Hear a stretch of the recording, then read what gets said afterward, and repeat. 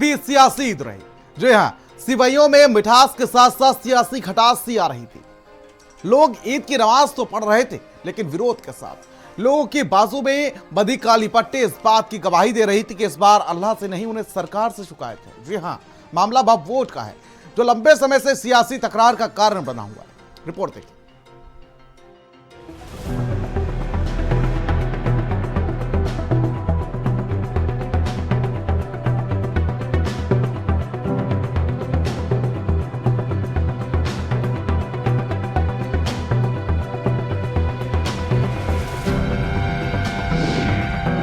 ईद पर भी वक्फ वाली जिद, काली पट्टी में नमाज, वक्फ बिल के खिलाफ आवाज,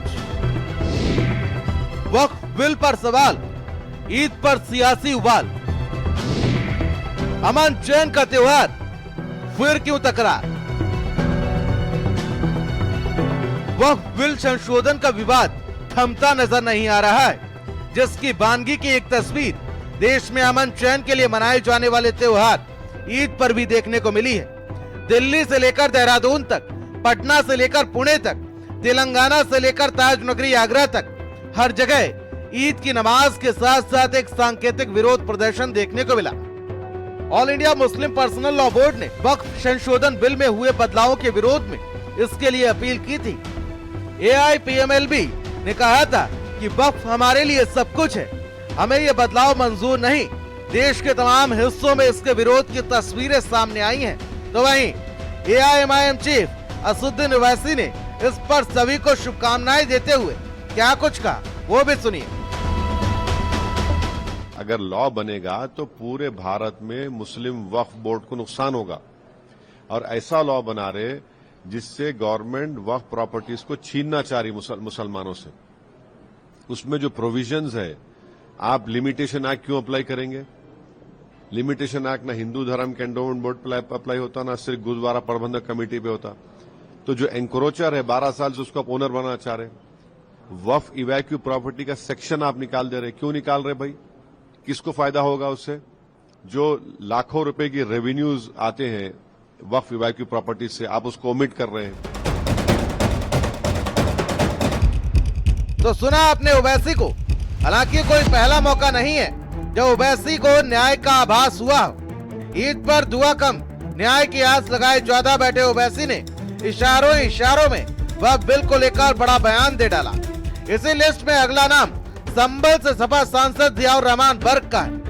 ईद के मौके पर संभल सांसद जियाउर रहमान बर्क ने ईदगाह में नमाज अदा की, और इसी दौरान वक्फ विधेयक पर बोलते हुए सांसद ने क्या कुछ कहा, वो भी सुनिए। जमातुल जुमा जो विदा था उस पर हम लोगों ने खासतौर से ज़्यादा सभी लोगों ने उस पर विरोध अपना दर्ज किया था। और काली पट्टी बांध करके ईद उल फितर के मौके पे बहुत सी जगह मैसेज सर्कुलेट नहीं हो पाया, लेकिन जो लोगों ने काली पट्टी बांधी है उन लोगों ने भी, जो नहीं बांध पाए सभी लोग इस वक्फ बिल के मुखालफत में हैं, क्योंकि ये बिल हमारे हकों को, हमारे 40 करोड़ मुस्लिम समाज के लोगों को हकों को छीनने का है। तो इसलिए हम मजबूती के साथ इस बिल के विरोध करेंगे। अब मैं पार्लियामेंट चले जाऊँगा, कल से सेशन शुरू होगा, तो वहाँ भी मजबूती के साथ में इस बिल का विरोध अपनी पार्टी के साथ में करूँगा। ईद के मौके पर जहां all India Muslim personal law board की अपील की वजह से हजारों मुसलमान बाजू पर काली पट्टी बांधकर नमाज पढ़ने निकले, तो मोदी सरकार को अजमेर शरीफ से समर्थन की ईदी भी मिली है। भारत सरकार ने अपनी मंशा पहले ही जाहिर कर दी थी जब इसको पार्लियामेंट में पहली बार लाए थे JPC को भेज करके, और ज्वाइंट पार्लियामेंट्री कमेटी ने तमाम पक्षों को बहुत पेशेंटली सुना है। सबको सुनने के बाद में एक रिपोर्ट तैयार करके भेजी सरकार को, और अब उम्मीद है कि जो बिल आएगा वो बहुत अच्छा बिल आएगा। उस पर सार्थक चर्चा भी होनी चाहिए, और चर्चा हो गया अच्छा बिल पास होगा। लेकिन आपका जो सवाल है कि जहां तक मुसलमानों को पड़ है, बिल्कुल ये बात सही है। पिछले कुछ दिनों में जो बयान देखने में आए हैं कि लोगों को ये जज्बाती तकरीर करके बताया जा रहा है कि आपकी मस्जिद छीन जाएंगी, दरगाहें छीन जाएंगी, इमाम बाड़े छीन जाएंगे, ये बातें सरासर गलत है। लेकिन जहां तक मेरा मानना यह है कि मौजूदा वक्फ एक्ट जो है उसमें अमेंडमेंट की सख्त जरूरत है, और मुसलमानों को किसी तरीके से भी इससे डरने की जरूरत नहीं है। तो हमें उस ऑथेंटिक बयान को, आधिकारिक बयान को मानना चाहिए, और जो जज्बात भड़काने की कोशिश की जा रही है ये गलत है।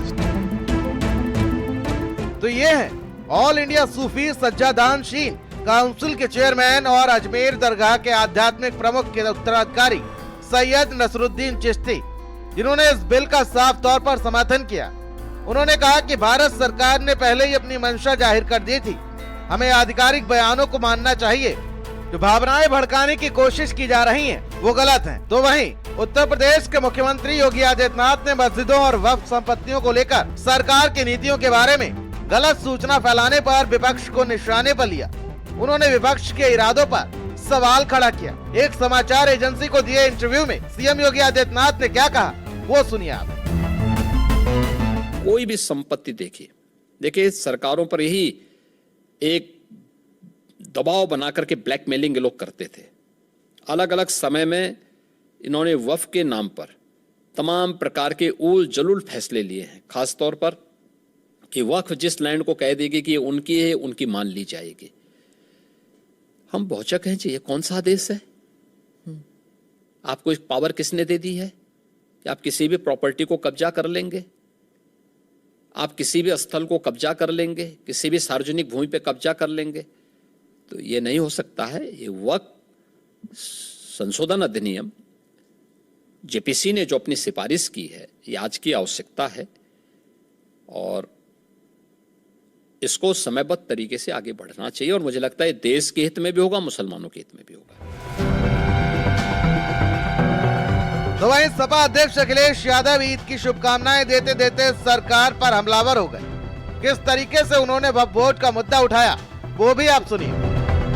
वक्फ बिल जो आ रहा है, ज्यादातर देश के दल उसके खिलाफ हैं। बड़े पैमाने पर राजनीतिक दल इसकी खिलाफत करेंगे।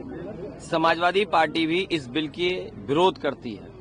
सदन में जब आएगा इसका विरोध होगा। भारतीय जनता पार्टी के जितने भी अभी तक के फैसले हुए हैं, जो संविधान बदलने के या इस तरह के जो बड़े फैसले लिए हैं, उससे जनता को लाभ नहीं पहुंचा है।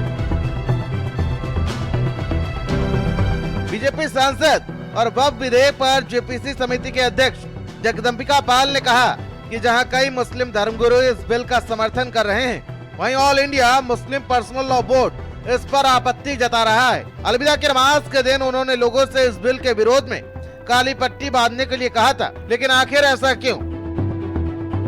देखिए, एक तो ये मुस्लिम्स ने पट्टी नहीं बांधी। All India Muslim personal law board एक जो उनका ऑर्गेनाइजेशन है, उसने आह्वान किया। मैं पूछना चाहता हूँ क्यों? आखिर ये बिल अगर अभी सदन में आया नहीं, क्योंकि बिल तो जो पहले अमेंडमेंट हुआ, अगर उसका विरोध था तो खुद सरकार ने उसको जेपीसी को सुपुर्द करने के लिए आग्रह किया। स्पीकर साहब ने जेपीसी को दिया। हमने 6 महीने उसकी बैठकें किया।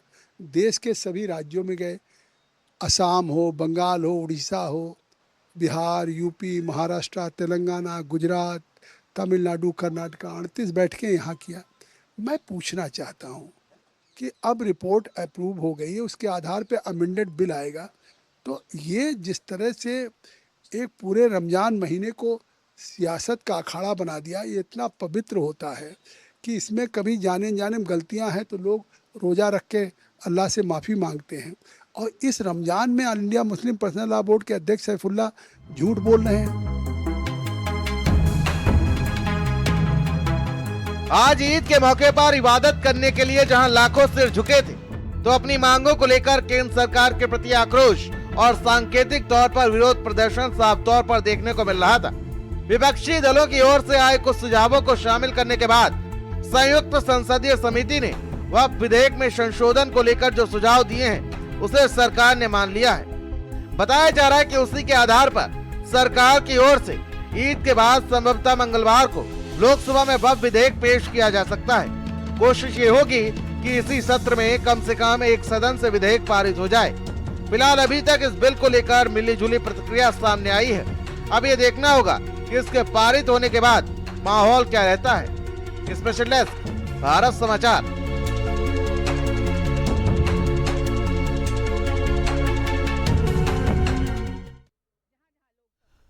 और ईद